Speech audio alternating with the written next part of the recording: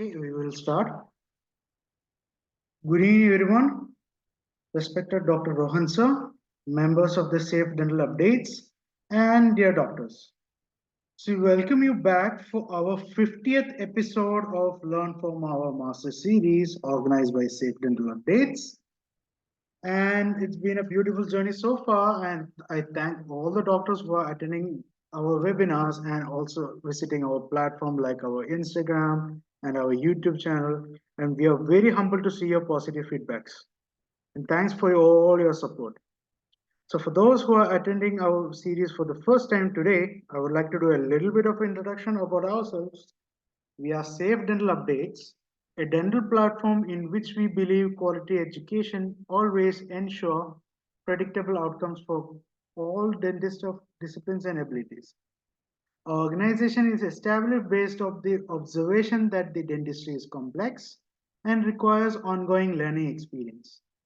We conduct various webinars and workshops to enhance the skills of dental professional and guide your dental journey.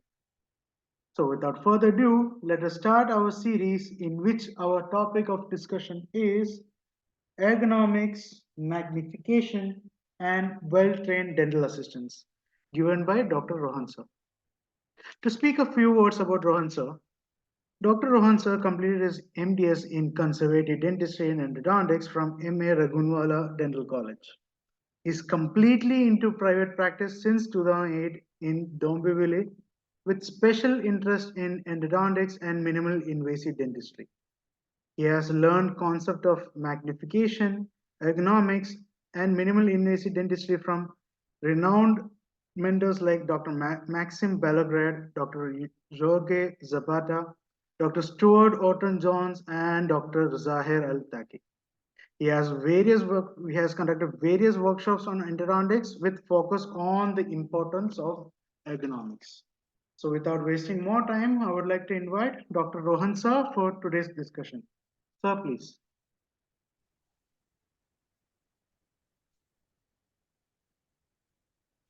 Good evening, everyone. Am I audible?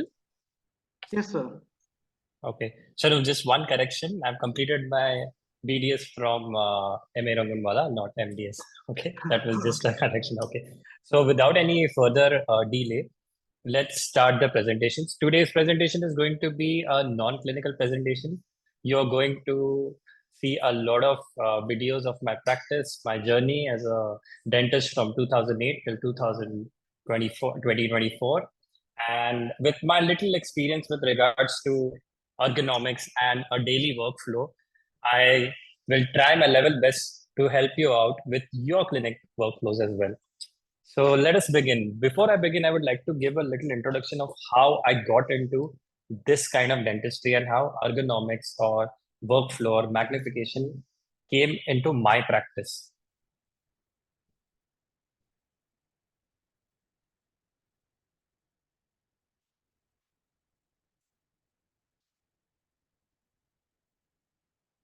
So this was my practice in 2008 when I started out, just out of college. So this was a single chair practice. I had one assistant. I had borrowed the furniture that you see over here from a second-hand shop, and there's a tablecloth.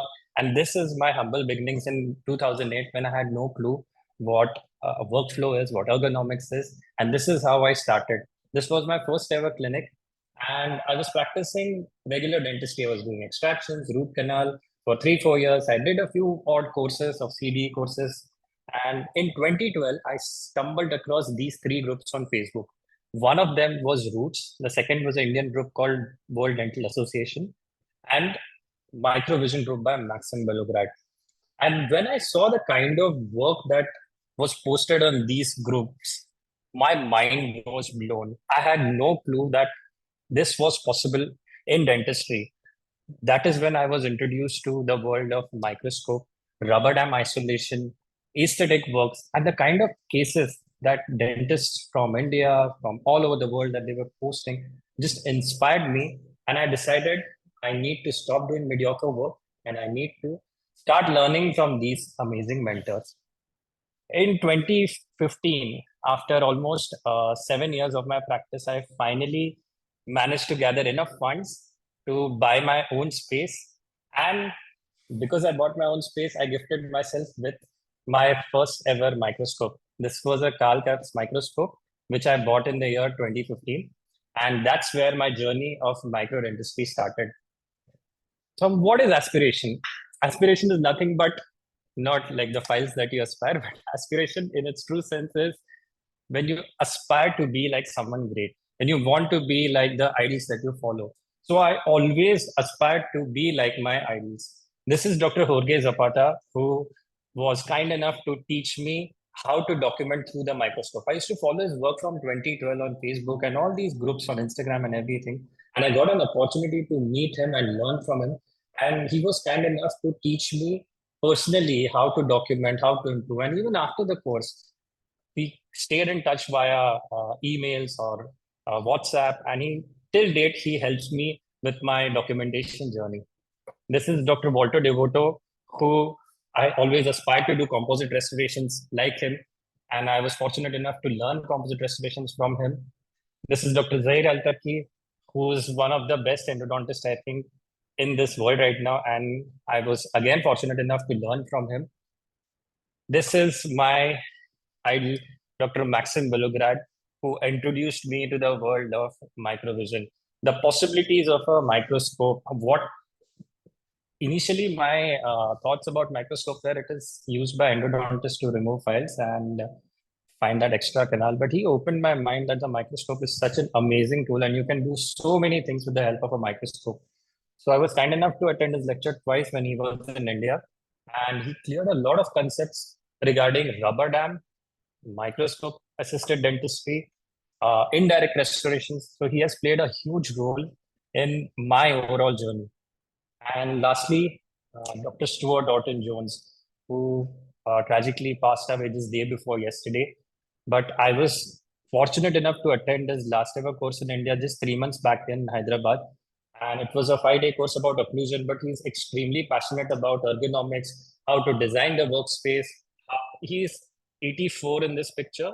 And the fact that he travels all over the world, takes lectures at this age is because he managed to practice in such a way wherein he could do that for a longer period of time. So this lecture is kind of my small dedication to all these mentors who inspired me over the years. So learning should never stop. I started my journey in 2012 and I'm still learning from these mentors. So that's what I want you all to learn from this lecture as well. Like, see the work that I've done or the work done by my mentors. And if you get a chance, go learn directly from them or just follow their pages, because of social media, everything is at your fingertips. So now let's talk about mid versus mad. There are no such terminologies. I have coined these. So mid is minimally invasive dentistry, as most of you are aware of. But the OPG that you see over here is an example of maximally aggressive dentistry. This is the kind of dentistry that I myself was practicing from 2008 to 2011, wherein I didn't care for the tissues. I was extremely aggressive. I didn't even use any magnification or no ergonomics, and I ended up harming the patients. This is the cases that I've done in the past 2 or 3 weeks, probably, where on the top you will see this is a maxillary 1/6, wherein we have restored it with the help of an Emax onlay. And this is a vital tooth onlay. In the lower X-ray, you will see we have done a root canal. The patient was just 19 years old. So instead of going for a full coverage crown, we went ahead with a Emax onlay in this case. So this is the kind of dentistry that I've lately been trying to do, which is minimally invasive dentistry. And in order to achieve this kind of results or to understand minimally invasive concepts or to get that systemic and efficient workflow, there are 5 things which I think are absolutely necessary if you want to do minimally invasive, conservative, and precise work. First and foremost is your ergonomics and having an efficient workflow. In ergonomics, it is not just your ergonomics, how your posture is or how your assistant's posture is. By ergonomics, I mean the design of the operatory, the design of the clinic, everything with regards to the clinic should be designed in such a way wherein it efficiently improves your workflow. Second, and my most favorite topic, which was not mentioned in the flyer, but rubber dam isolation. Rubber dam isolation is a must if you are practicing endo, aesthetic, or conservative dentistry. Without rubber dam, you should not practice dentistry. At least the aesthetic dentistry and bonding should not be done without a rubber dam. And how rubber dam is going to help you when it comes to magnification or ergonomics, we'll discuss along the way. Third is magnification. Now, magnification is something which I feel it's not a must, but it's good to have magnification. Whether it is loops or microscopes, you should invest in some sort of magnification. To begin with, if you are on a tight budget, you can invest in some decent loops, and later on, you can probably upgrade to your microscopes. Lastly, documentation and well-trained assistants. The reason I'm able to share my cases or my work with you because I document my cases. I started documenting with a simple point and shoot digital camera way back in 2009. Then I slowly got a DSLR. Then I got soft boxes. Then a macro lens, and that entire gear took around 10 years. And I'm still investing in some sort of documentation tools. So documentation is extremely important if you want to have an efficient workflow. And lastly, a pain point for all of us, assistants, dental assistants. Most of us struggle with having retention when it comes to dental assistants. Dental assistants leave their jobs, they're not trained enough. So we'll address that as well, how to train your assistants and how to ensure that they stay loyal to your practice. So let's talk about, this is a very short presentation on rubber dam isolation.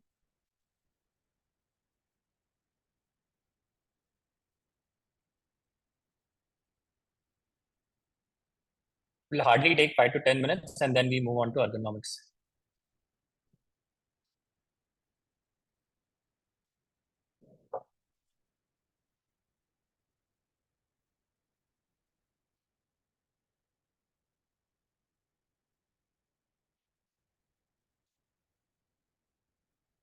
Hello, yeah, great. So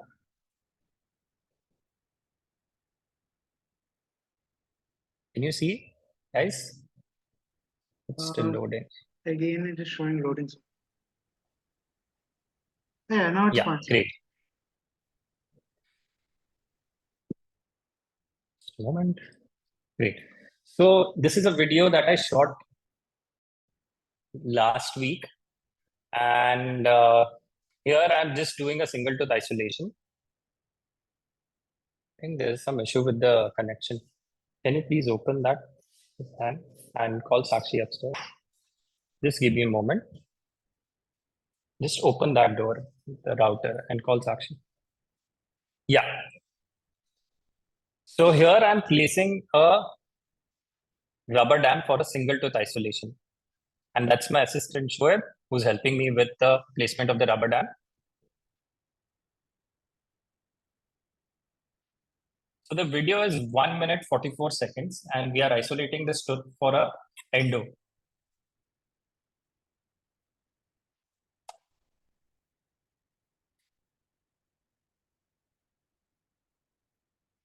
So I place the clamp with the dam, and now I place the frame. And now I'm using a floss to ensure that the dam has been placed properly in the interdental areas as well. So what is the reason to show you this video? The reason to show you this video is it took me 1 minute to place a rubber dam. That's it. And the cost of this entire assembly, a rubber dam sheet costs anywhere between 32 to 35 rupees. The clamp, the frame, the punch is a one-time investment. So if you're not using a rubber dam, at least start using a rubber dam for your endos, and then slowly you can start learning multiple tooth isolations.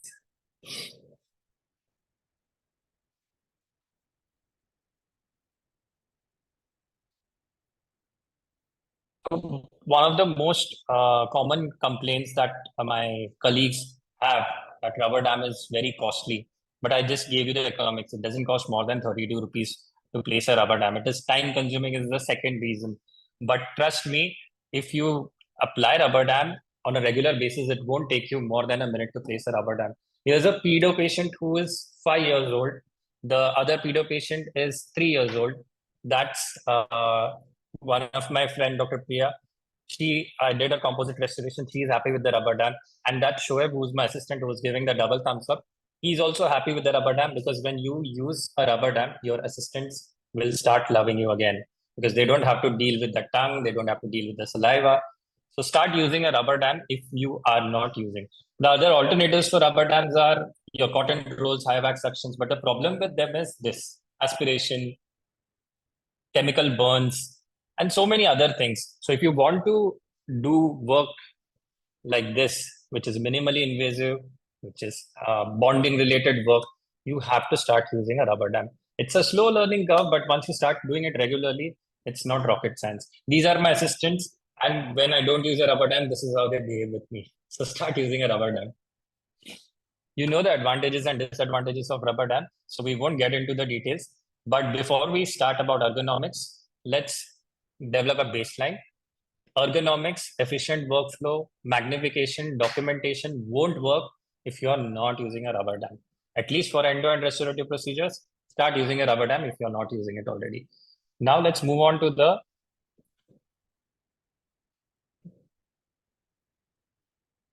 topic that we are here for, which is ergonomics.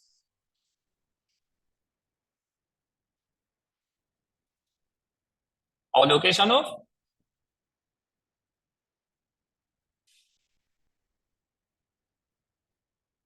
Still loading. Yeah, there.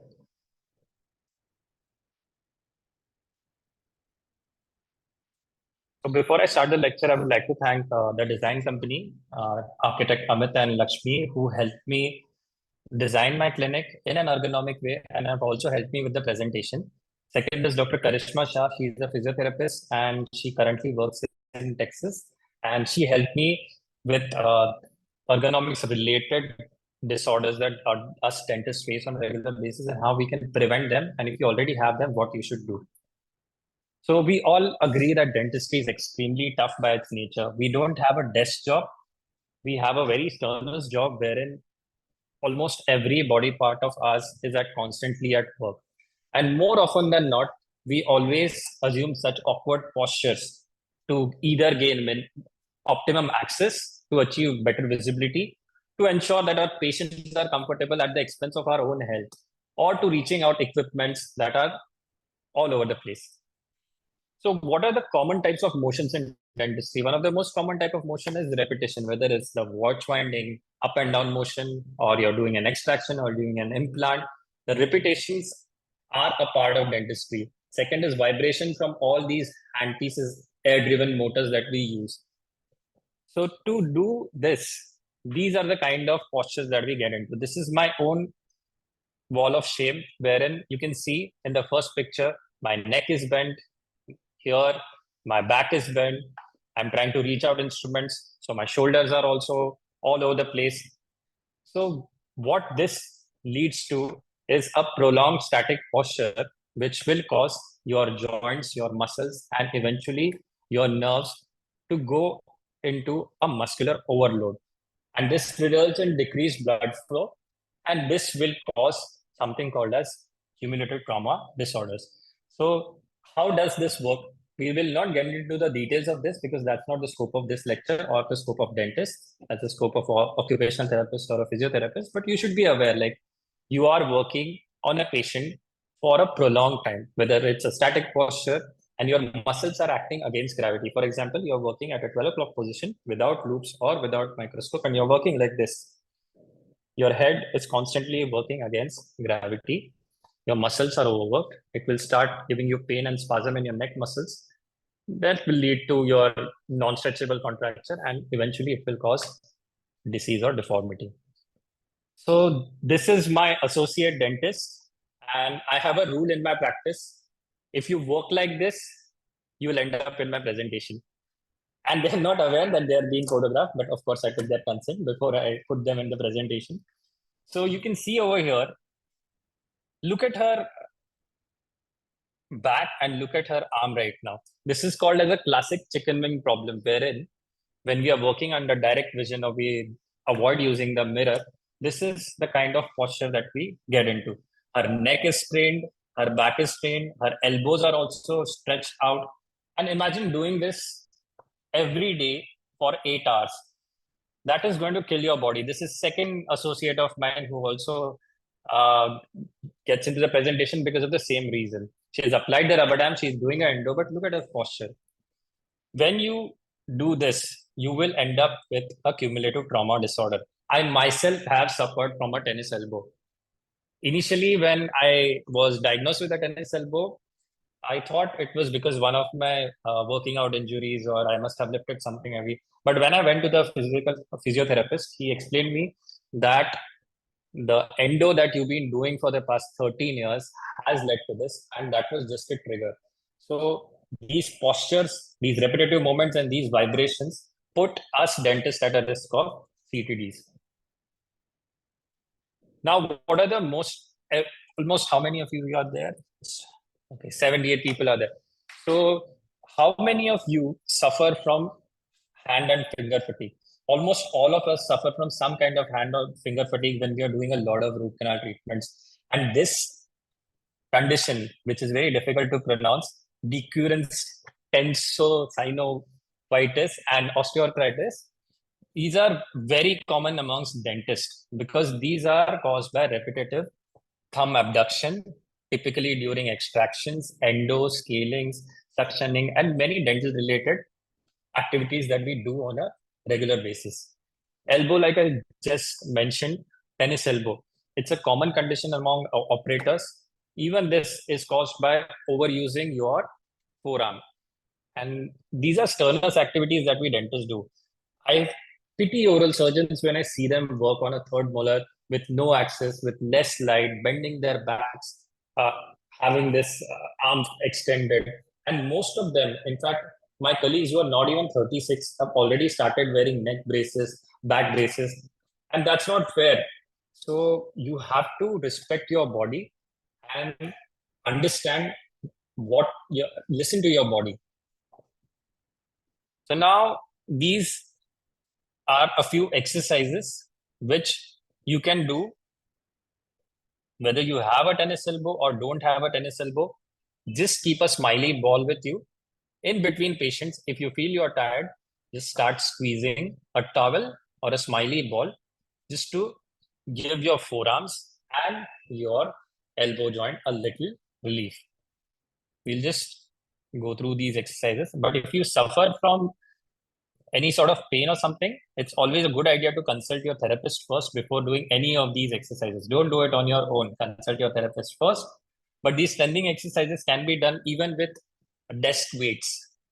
Just keep doing them when you don't have patience or do them when you are tired. Simple 4 exercises that have been shown here. One is just squeezing a ball like this or a towel. Second is hold a very lightweight dumbbell and these 3 movements that you can do. One, and always ensure that your elbow is supported when you're doing these movements.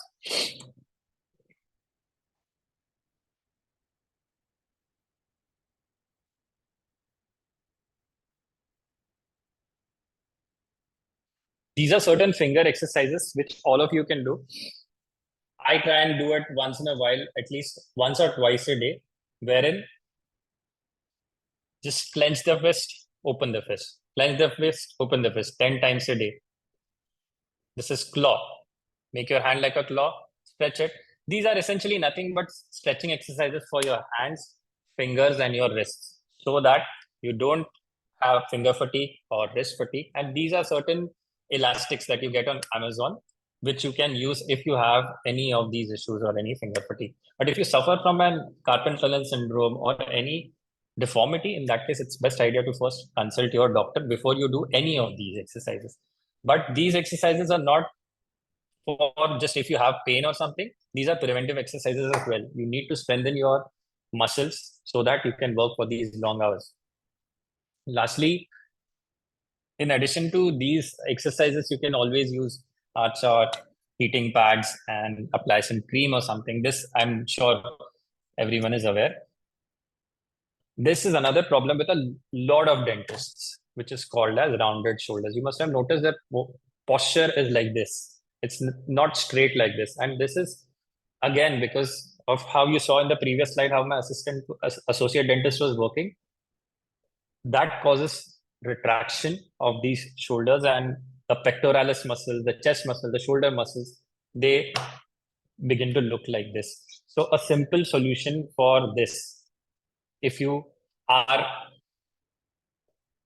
suffer from this, or even if you don't suffer from this, these are a few exercises that you can do on a regular basis. This is called as a door stretch, wherein find a door and just do that 2 sets, 10 reps. This is wall slide. This is prone swimmers. I'll tell you one by one, okay? Let's not hurry. So this is the next stretch.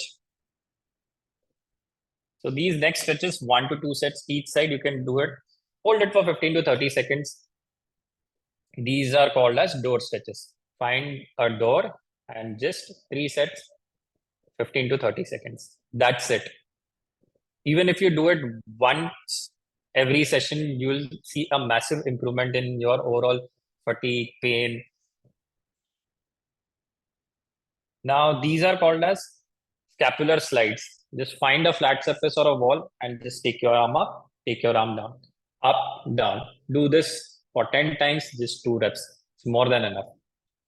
Then these are the next exercises are called as prone swimmers, wherein you lie flat on your stomach and just make a T, Y, or an I.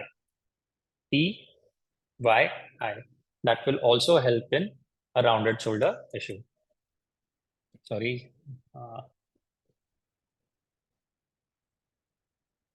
And the last exercise is you get these resistance bands on Amazon. So just stretch them.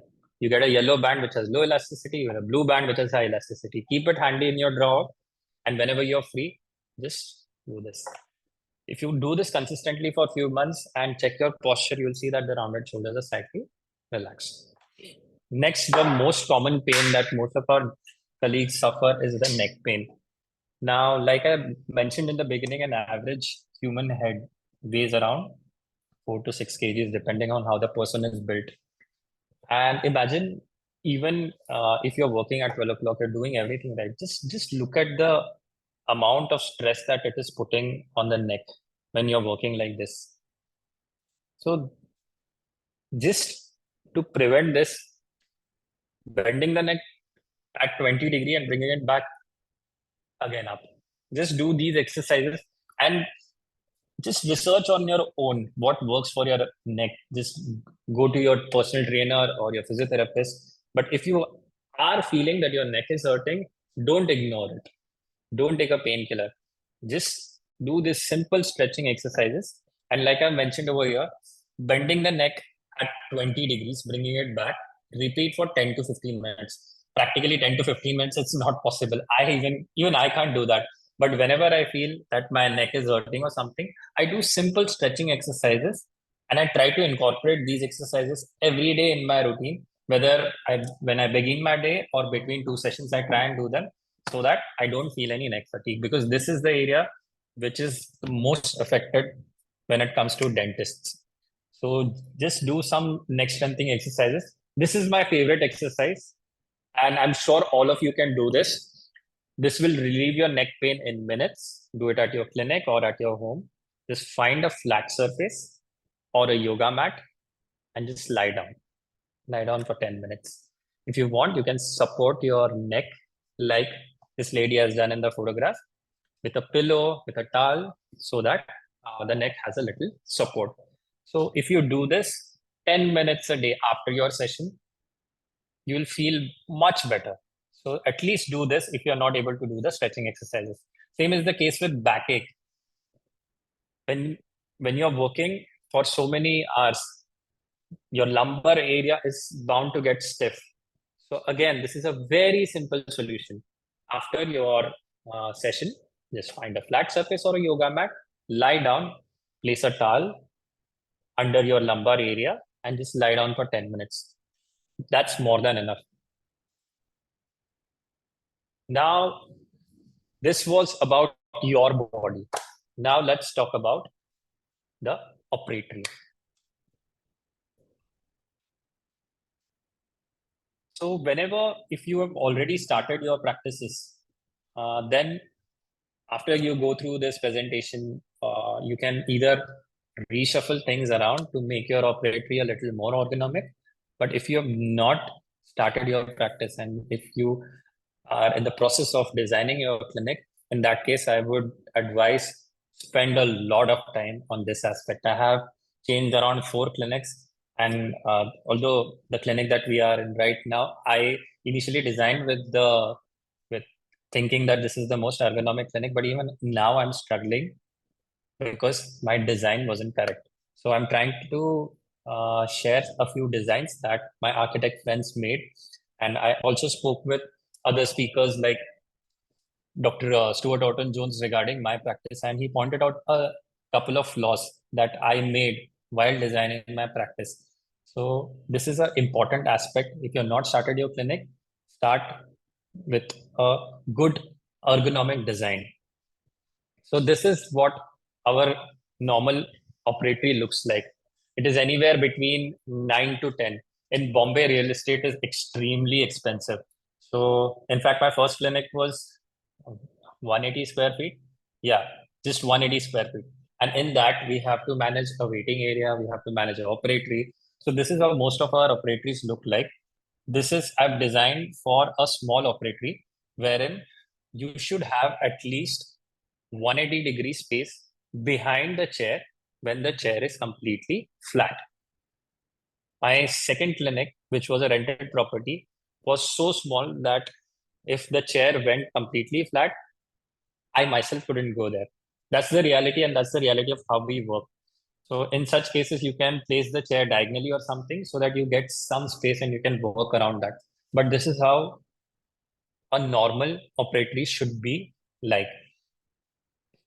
So this is a cart system, or you can have island system or a fixed system, wherein I personally prefer the operatory to be completely clutter-free. There should be no heavy furniture around you. There should be carts. The chair should be clutter-free. If possible, remove the spittoon. If possible, remove all the unnecessary arms that our chairs have. Just the chair. The suction should be somewhere here. Most of the Indian chairs have the suction here. So although we are talking about ergonomics, we forget the ergonomics of the dental assistant as well. So the assistant has to do a lot of type 3 and type 4 motions. If the suction is here, she has to pick this, then she has to pick that instrument from the right side. So an ideal placement of suction today, I would say, should be somewhere over here. And I will give you links of how to design your operatory. This website by Dr. Stuart Orton Jones, www.stuartortonjones.com. He has beautifully explained how to develop your practice, how to design your practice from every stage. There are around 15 to 20 presentations for free on that website. So please check it out. And I'll share one video link as well by Dr. Gary Carr, wherein it's a free lecture on YouTube where he talks about circle of influence. So when you're designing your operatory, what are the principles that you have to consider before you design your operatory? This is the transfer zone. Don't get much into it because although I have mentioned here 7 to 12, I think it's not always practically possible, but this is how your zones should be. Most of our procedures can be done between this 7 to 12. If it's a indirect vision, I usually prefer working at 12 o'clock. Your assistant should be here so that the suction, the instruments, everything is at easy access to her.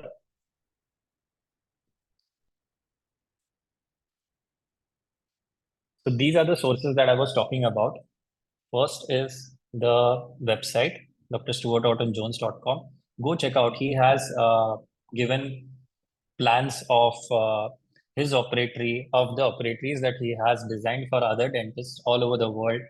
And he was also helping me redesign my practice after the Hyderabad course. And right now, I'm also working on one of my chair wherein I've removed the spittoon, I've removed all the unnecessary arms, And we are trying to design that chamber in the most ideal way, how Dr. Orton would have wanted it. So once that is ready, probably we'll do a look around if Shanu allows.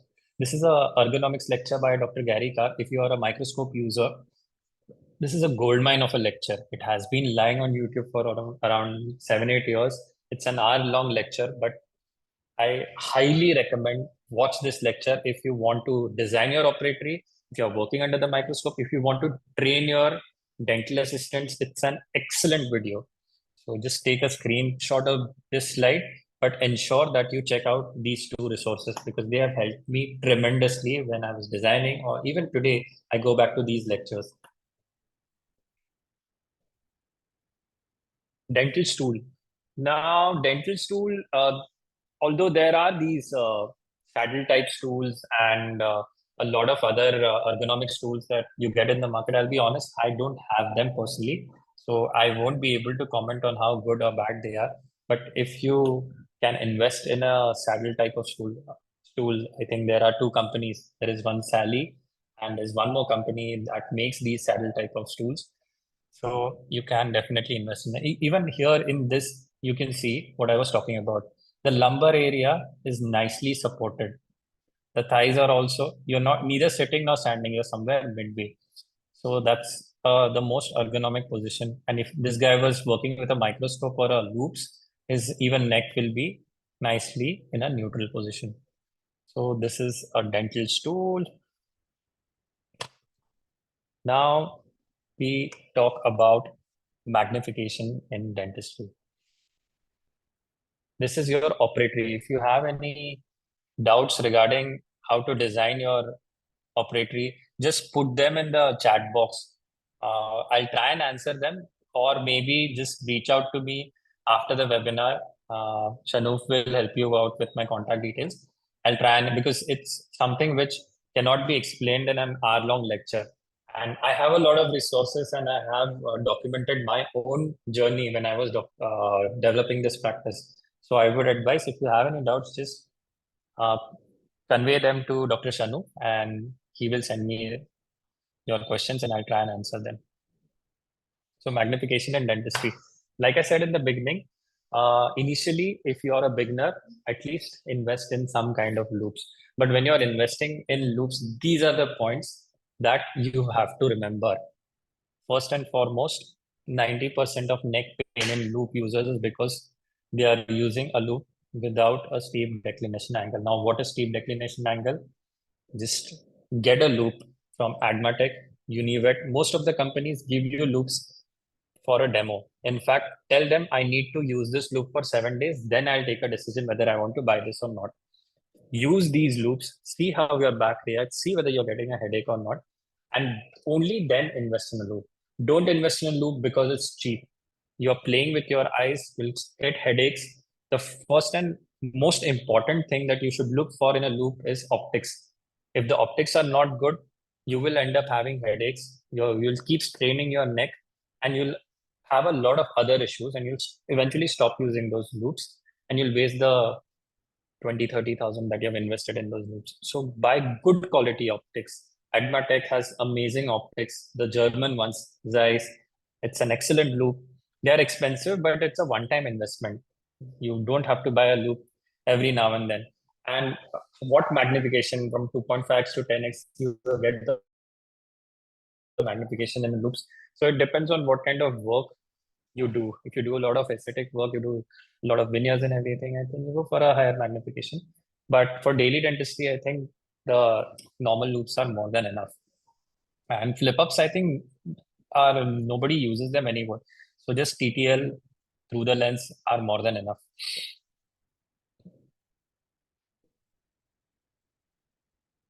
So this is new. It's not new. It has been around for quite some time. It's called Ergo by Admatech. It's their newest loop. And you can see the design of the loop. So it has a nice declination angle. So it helps you achieve an even more neutral head position when you're working with the loops. And these are extremely lightweight. I have tried these and they have magnification up to 7.5. So if you want to buy a loop, like I said in the beginning, first and foremost, just ensure you take demos from all these companies before.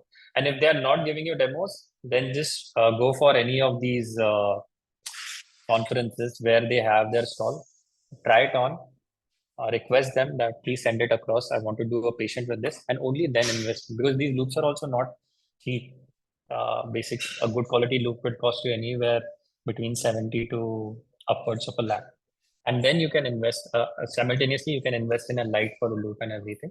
But to begin with, good optics, a steep declination angle, ergonomic, and magnification depending on your needs. And never buy a loop without taking a demo. Now, the second part of magnification is microscope. The cliched line, the better you see, the better you can treat. It surely improves your vision, it improves your posture, it improves the overall productivity and quality of your work. But the downside is it slows you down. It has an extremely steep learning curve. I'm still learning, and it's been more than 8 years that I bought the microscope. But with a microscope, initially it is going to slow you down. And there are certain things that you have to remember when you invest in a microscope. Again, like I said about the loops, the optics are extremely important. So don't go for cheap microscopes which have bad optics.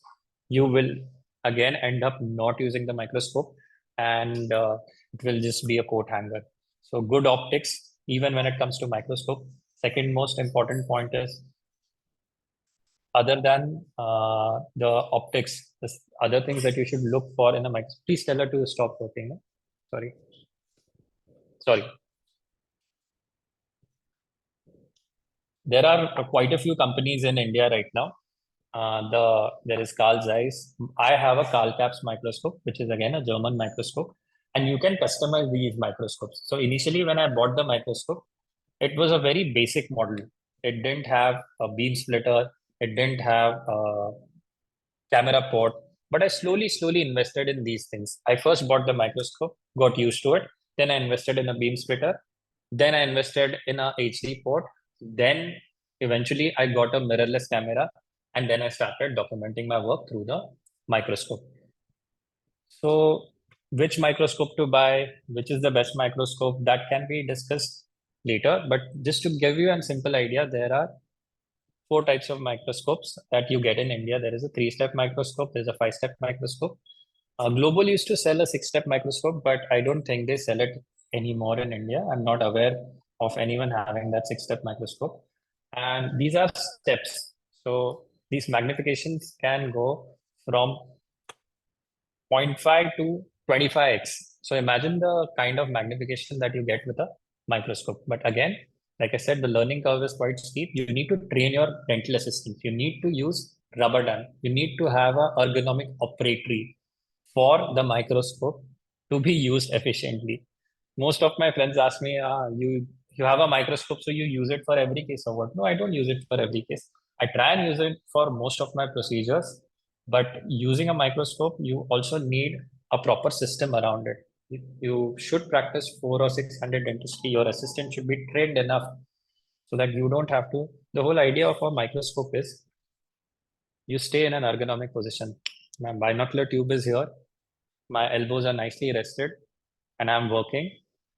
And while I'm working, I don't need to move like this. I don't need to reach out to any instruments. So I need to have two good assistants around me who will pass me the instruments, who will take a fogged mirror or a splattered mirror from my hand without me having to look for that mirror, so that my entire focus is just on that tooth and nowhere else.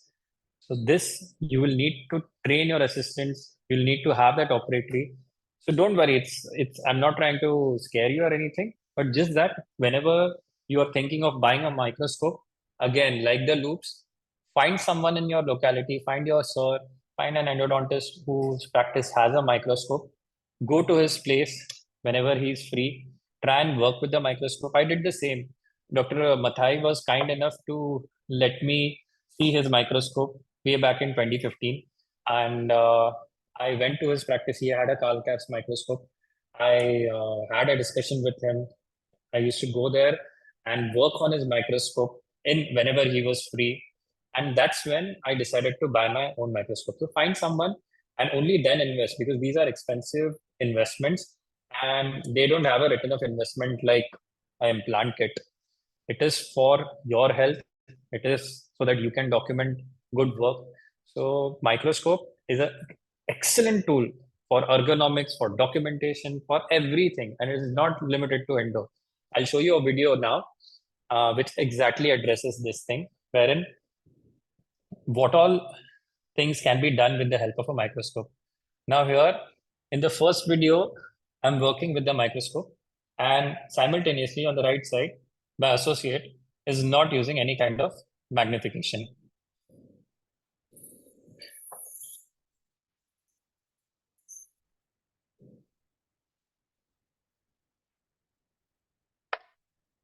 So again, the same chicken wing problem that I mentioned about. Look at her elbows and look at me on this side. My elbows are rested. They are nice and close to my body. There's a nice rubber dam that we have placed on the patient. My entire focus is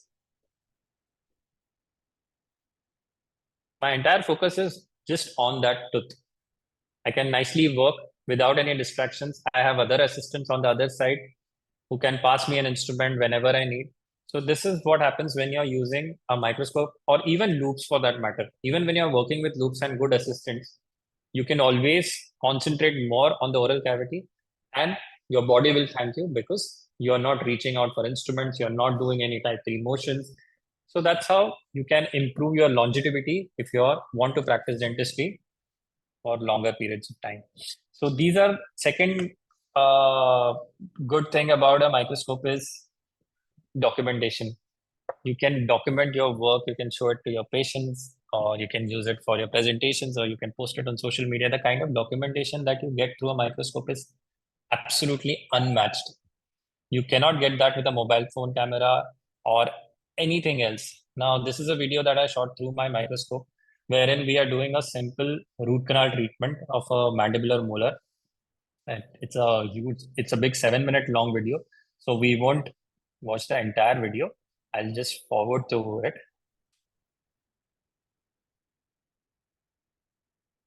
So here we are doing the access opening. Once the access opening is done, I'm using a Startex tip to remove all the calcifications. And now you'll see the power of a microscope. Now at this magnification, I can literally see inside the tooth. There was a middle mesial canal in this mandibular molar, which if I was doing it normally, I would have probably missed, or maybe I would have found it by luck. But this is what a microscope does. You can clearly see what is happening inside the tooth, and this is an amazing tool for endo. But other than that, also restorative work or anything else, it's an excellent tool to document your work and just to do minimally invasive, precise work. Because remember one thing, the microscope will help you magnify the canals and everything, but it also magnifies your problems. So once you record your preparations through the microscope, you'll realize your mistakes at that scale, at 25x. Oh God, I shouldn't have gone that side. Oh man, I gouged this area. I should have been a little more conservative. So that is what magnification does. It magnifies your problems as well, and that gives you a scope for improvement.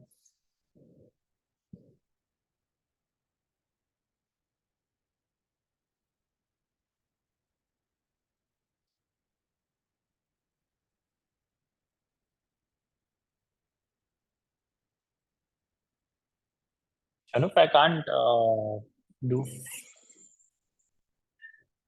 Yes, I sir. can't do full screen here. I'm trying to do a full screen, but that's not happening. Okay, It's sure. okay. It's okay. Let it be. So this is a video wherein was a meme that was trending back then. So here I've just tried to show what all procedures can be done with the help of a microscope. So like I said, not just root canals. A microscope can be used to do crown preps. It's excellent tool when you're doing veneer preparations. Trust me, the kind of margin control that you get with a microscope and an electric handpiece is unmatched. And working in this quadrant is the easiest when it comes to microscope. If you are a new user, even with loops for that matter. So do your crown preps and veneer preparations with some sort of magnification. You can use it for crown preps, you can use it for bleaching. Here I'm doing a onlay cementation under the microscope. And these are pictures that were taken through the microscope. That's why, and this video is also taken to the microscope, and we have applied the orange filter so that the LED does not cure the bonding cement. You can use it for normal cementations. You can use it to record your occlusion if you're doing FMRs or something, and if you want to record whether the patient has a canine guided or a group function, you can record that. There is one Dr. Alan Mead who records his entire examinations, the first consultations or dental examinations under the microscope, and he saves them. So this can also be good for your patient history or medical legal. If tomorrow a patient comes and says you did this root canal and now I'm having pain, but if you have recorded this, whether it's pictures or anything, in that case you're safe. Ultrasonic scalings can be done, composite restorations or PRs can be done with the microscope. Here I'm doing a composite restoration. So documenting with the microscope is really good, and the kind of videos that you'll get with a microscope is not possible with any other device. So just invest in a good microscope which has good optics and a nice HD port, and you're good to go. These are a few videos. I won't show them right now. We'll do that sometime later, or you can just go on my Instagram page. I posted all these videos on my YouTube channel and my Instagram page as well. So you'll get an idea of how things look under the microscope. I've also done an Instagram live, which is on my Instagram page. Basic components of a microscope. It's an 35-40 minute long live where I've explained each and every component of a microscope for a beginner. So if you're someone who wants to buy a microscope or who has no clue how a microscope looks like, it's a good live to go and watch.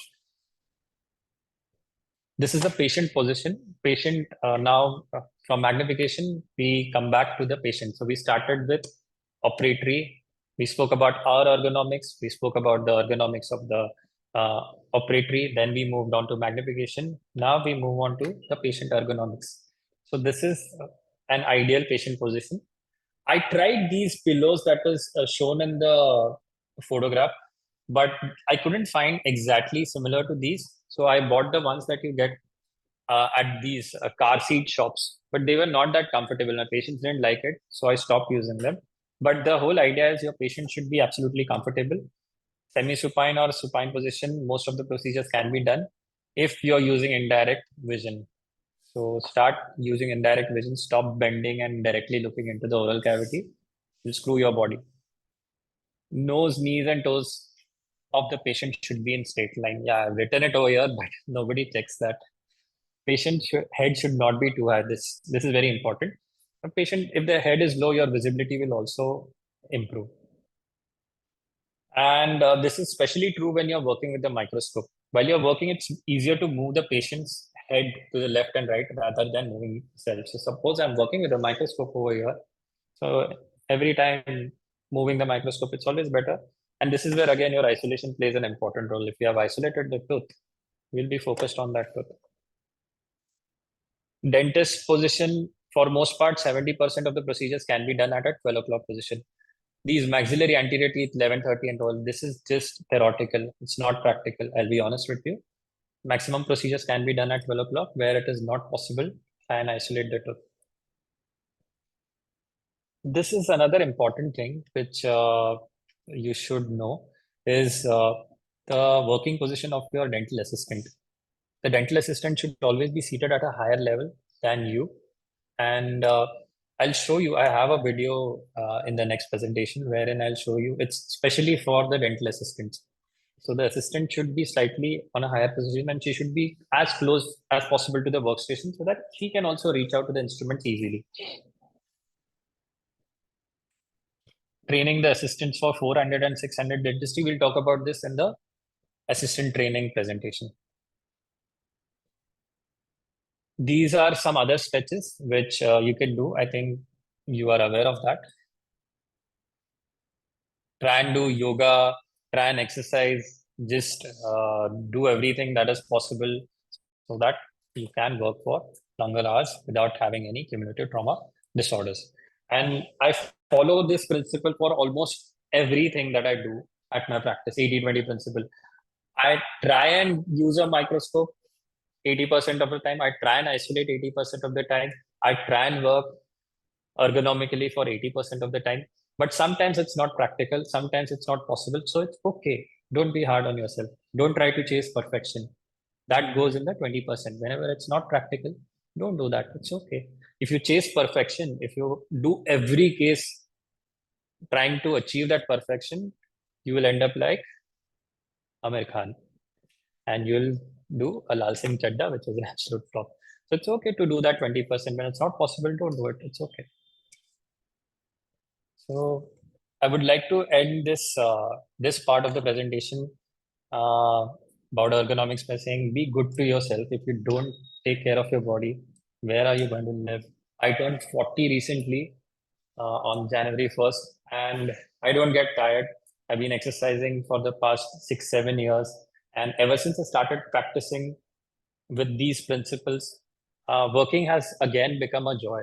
Initially, when I used to come to the clinic, I used to be always in an irritated mood. I wouldn't be happy. But when you do work in an ergonomic environment with well-trained assistants, with where you're documenting work, the overall vibe of the clinic changes. So just start somewhere. I'm not saying go tomorrow and buy a microscope, redesign your operatory or something, but start somewhere. Start with your own self. Start working out, start stretching. Once you do that, then move on to redesigning your operatory. Then invest in some kind of a magnification. But rubber dam, start from tomorrow. There's no excuse for not using a rubber dam. Now, the last part of the presentation, which is well-trained assistants. This is the last presentation, and after that, it's 9 o'clock. Okay. How much time do I have, Dr. Shanu? 10 more minutes? Yeah, 10 more minutes. Okay. You can do more. Yeah, I'll finish it off in 10 more minutes. This is the last part, anyways. So, how many dental assistants are enough for an efficient workflow? As many as possible is the correct answer. I currently have 1, 2, 3, 4, 4 dental assistants, and I don't have. I have 3 chairs. I have 2 associate doctors working for me, but I prefer having at least 2 assistants, and the assistant should be a dental assistant. She shouldn't double up as a front desk manager as well. So even if your practice is small, if you have a single chair practice, try and have a dedicated dental assistant. One, I would say just try and have 2 dental assistants so that if one is sick or if one is not able to come for some reason, you always have someone and you don't have to work without an assistant. So this is my team. These are my assistants and these are my associate doctors. This is our front desk manager, Dr. Sumitra. And we have a new doctor joining us as well, Dr. San, but she's not in the picture. She's here helping me. San, say hi.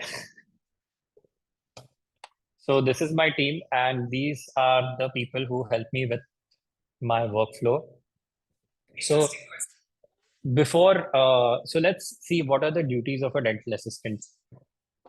So the duties of a dental assistant are simple: sterilizing the instruments, preparing the operatory for the patient, preparing the patient.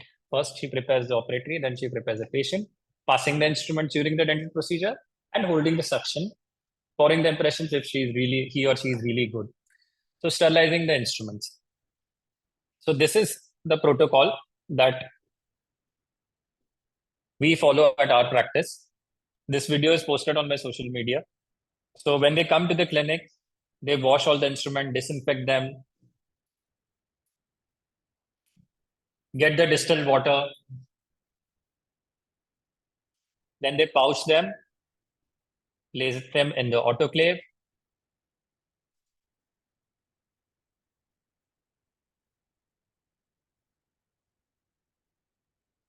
And once they are autoclaved, they store them. So this is their first duty, cleaning the instruments. And when you have a new assistant and you want to train them, there is a very good book by Dr. Lisha Jain. She was my batchmate in MA Ramoonwala. And she has a book called Dental Assisting Dental Assistant Training Guide. This is the book over here.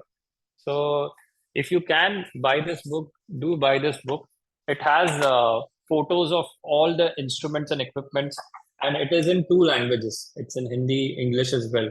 So it's an easy guide to teach your new dental assistants and to make them familiar with your dental terminologies. So just buy that book if you can. And initially, when you're training the assistants, just show them what all equipments are. Now, the next step is preparing the operatory. So this is our assistant, Prerna.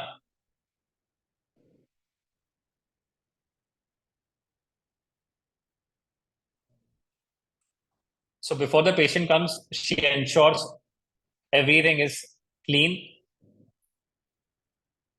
She places the sleeves on all the surface that can be touched.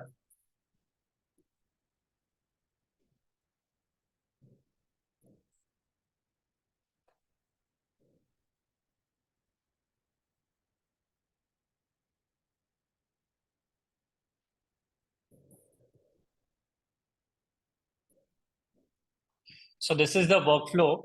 You can see here, he's Pawan. He's helping me with the rubber dam placement.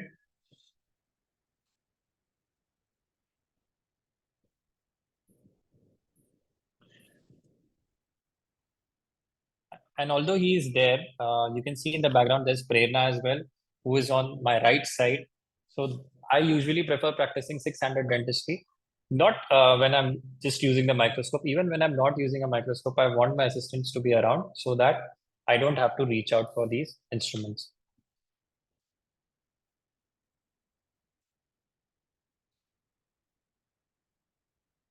So if you want isolations like this, multiple isolation especially, this is an isolation for an overlay, this is an isolation for a bioclear restorations. 90% of that multiple isolation job is dependent on your assistant, and only 10% is the dentist. I have posted two videos on my YouTube and Instagram wherein I talk about multiple isolation. Now, a lot of people who do multiple isolations struggle with one thing, that is dental dam inversion or how to place a stop. So just look at this video.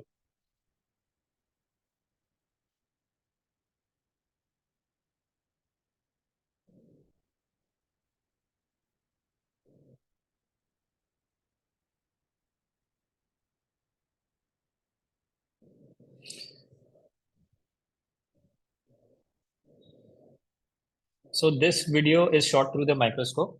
Once I've placed the dam and the clamp, here is where your assistant plays an important role. Now I am using a flat instrument to push the dam inside. And while I'm doing that, the assistant is continuously blowing air with the help of a two-way syringe. Similarly, when you're doing a floss tie, just a moment. Similarly, when you're doing a floss tie, your assistant is supposed to hold that floss tie from the lingual or palatally side with a flat instrument when you take the floss deep down cervically. So your assistant should be aware of what a rubber dam looks like, what is a floss. So sit her down or him down and show them these videos.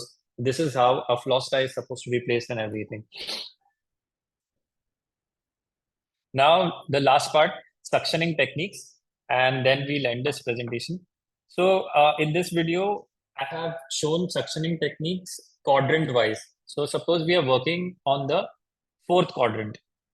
You're working on a, say, 7, you're doing a composite restoration. So the instrument that you see over here is a cheek retractor, which I found at one of these expo, tongue cheek retractor, which is an excellent tool to retract. Well, it looks like a mouth mirror. Just a moment. I think I lost the connection again. Yeah. Your internet connection is unstable. Yeah. So when you're working in a fourth quadrant, I'm so sorry. Yeah. Again, it has dropped. Just open that door. Yeah.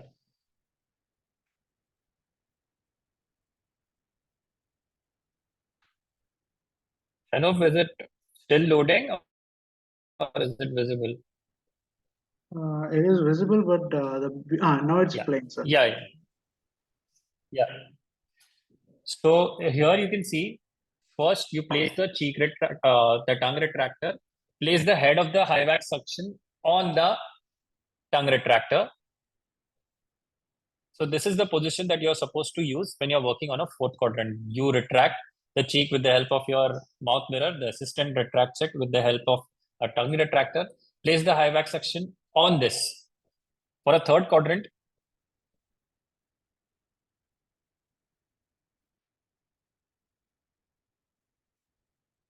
retract the cheek with your mouth mirror. So your high wax suction will rest on the cheek retractor this time. So you have ample space for your aerator. So this is how you're supposed to work when you're working on a third quadrant. In a second quadrant, I have a very nice tip for you guys. So just take a small cotton roll, place it here. Suppose you're working on a 1/6. Oh, I think this is a different video. 1 second. Let's see first quadrant.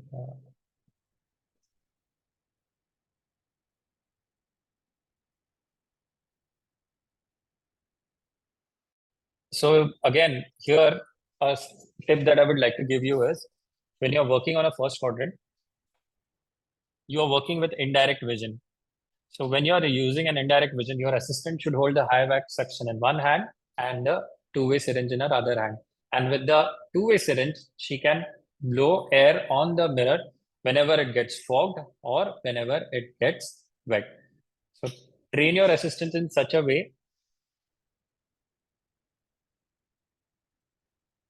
Now here you will see in this video, she's using a two-way to clear the vision from the microscope while she's simultaneously also holding the high wax suction. So this way, you will have a clear vision throughout the procedure. Invest in good mirrors. Use high quality front surface mirrors. You get different sizes of mirrors. When you're working with a microscope, you can use small head mirrors, which can go below the clamp. You will get big mirrors for photography. So use different kinds of mirror and train the assistants so that you can work comfortably when you're working with a indirect vision. Now here we were doing a bioclear restoration, and so here three things you will see that I'm doing. First is I'm using a rubber dam. Secondly, I'm using a long shank burr. Use a long shank burr when you are doing an access opening or a cavity prep and using indirect vision. And always hold the mirror away from the tooth. If you hold it too close to the aerator or the clamp, in that case, it will just get fogged or get wet. So managing the mirror should also be taught to your assistants. And lastly,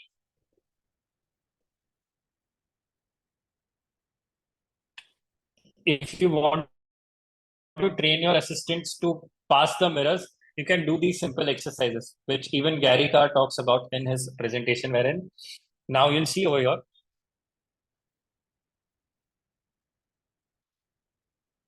She taps on my fist when my mirror gets clogged.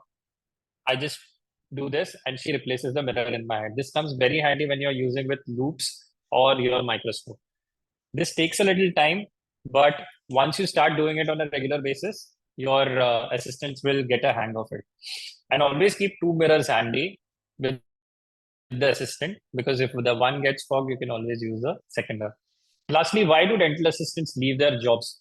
Because most of us don't treat them with respect, pay them well, give them incentives, build a hierarchy, give them a regular appraisals at 6 to 12 months. I have most of my assistants have stayed here for 5 to 6 years. They are students who do part-time job as dental assistants, but I always encourage them with their studies. I pay them well. I give them appraisals. I promote them inside the practice as well. And that has helped me retain my assistants and just develop a good rapport with them. So this was my presentation, wherein we covered rubber dam isolation, wherein we covered ergonomics of the operatory and ergonomics, and lastly, how to train your assistants. Thank you so much for patiently listening to my lecture, and you feel free to ask me any questions on my Instagram page, or just email me. Dr. Shanup will help you with my contact details. Thank you so much, sir. So I think we'll wind up this session, sir. If anybody has any questions regarding about the topic discussed, we can actually have interactive section in our social media platform or in our and obviously the sir has his own Instagram page where you can appreciate his works, everything and all. So, sir, shall we wind up this session, sir? Yeah, there's one question in the chat box. I'll just answer that, and then we'll wind up this session. I think Dr. Siddharth Oswal has asked a question. Since you've been talking, everyone shows great performance of microscope with lower teeth, and microscope none of show with things work with upper teeth. So actually, upper teeth are quite easy to work on. The third quadrant is the most difficult to work with while you're working with the microscope. Again, like what I said, if you're using uh, indirect vision, and if you're using isolation, working on the first and second quadrant is extremely easy. In fact, if you go on my Instagram page or YouTube channel, the microscope videos are mostly of maxillary first molars because they're easy to document. Third quadrant is extremely difficult. Only stretching exercises or strength exercises a dentist can do if ergonomics is average. How to, 1 second, what is the question? Cost of microscope, anywhere from 5 to 25 lakhs, depending on which brand you go for. The Indian microscopes, the cheaper ones are also there, which cost a little less, 3.5 to 5 lakhs. But if you want a good microscope, minimum 5 to 6 lakh rupees. Can I directly switch to microscopes, or one should first? No. There's no such thing as first you use loops or then shift to microscope. Actually, you can try both of them and see what works for you. I tried loops, but I got headaches when I was using them. So I opted for a microscope. I've been having right hand numbness followed by slight pain. I'm 8 years into. Go see a physiotherapist or an occupational therapist. That's not normal. Go see a occupational therapist or a physiotherapist right now. Dr. Samson. Okay. The numbness is essentially a CTD. It's a cumulative trauma disorder because of dentistry. Do you work long hours? If that's the reason, then maybe you are having this issue. Shanup, any other questions? Please share video of exercise. Shanup, you there? Yes, sir. Yes, sir. Yeah, just help me with the questions, sir. If I miss anything, just let me know. Yeah. Sure. Any questions? Please share the video of exercise to follow on daily basis. Yeah, I'll do that. I'll share it with Chanu. We will share it on the group or probably, yeah. How to promote clinic to regular clinic promotion. I think that's not the scope of this lecture, but you can just hire an agency and do Google ads, do SEO, and just promote it on your social media platforms. This is online and offline. You can always conduct camps and everything. Okay. Any other questions? No, sir, actually. No. If Oh, any other okay. questions are there, Then we'll try to rectify in the social media platform, sir. which matters? That again, social media platform. Okay. So Okay. Thank you, Shanup, so much. Yeah, and thank you everyone for listening. And if I made any mistakes or something, just apologies. yeah, Thank you so much, sir, for sharing your knowledge and expertise when it comes towards ergonomics and magnification, and obviously the well-trained dental assistants. Surely, many of us would leave this discussion with amazing takeaway points and implement techniques as per discussed. And thanks to all the doctors for patient listening and your participation for this webinar. And I hope all of you will depart this session with positive, confident manner. So once again, thank you so much, sir. Yeah, thanks, sir. Thanks. It Just was give a my wonderful. contact details and Instagram handle to them. I think they are asking on the group. That's all. Okay. Sure, sir. Sure. Sure, definitely. Bye bye. Take care, everyone. Thank you so much, sir. Have a great night.